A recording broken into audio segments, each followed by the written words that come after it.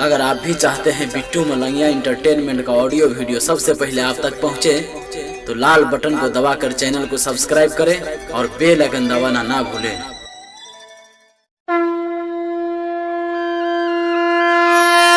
बोला बोला दुर्गा मैया की मैया तोरे सूरतिया, मैया तोरे सूरतिया। Presented by Bittu Malangia Entertainment. मैया तोरे सूरतिया।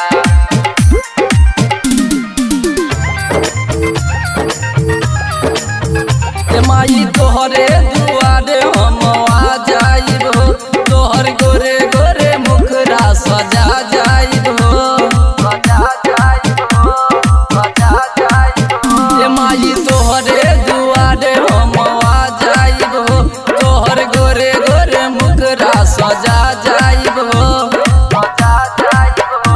तू निराशा न करबू कोनो हाल में, तोके मनाबे खातिर मैया ले ले बानी ललका चुनरिया।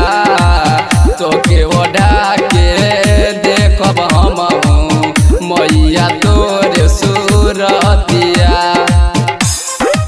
तोके मनाबे खातिर मैया ले ले बानी ललका चुनरिया।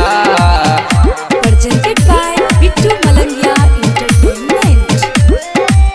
रहे तो हमारो विश्वास माई, मान जइबू हमर बतिया हो। जल फूल फूलवा चढ़ाइब हम तोहके, ललसा पूरा हो जाई हो, ललसा पूरा हो जाई हो। रहे तो हमारो विश्वास माई, मान जइबू हमर बतिया हो। जल फूल फूलवा चढ़ाइब हम तोहके, ललसा पूरा हो जाई हो।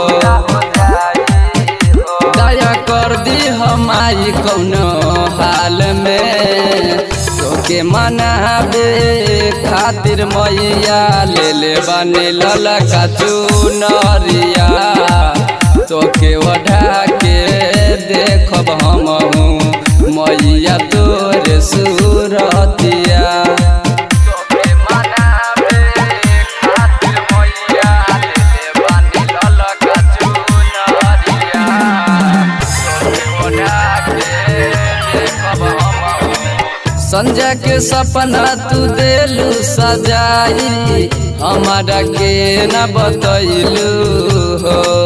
मानस अजय के ललसा पुरा के दिलवा में बसैलू हो, दिलवा में बसैलू हो।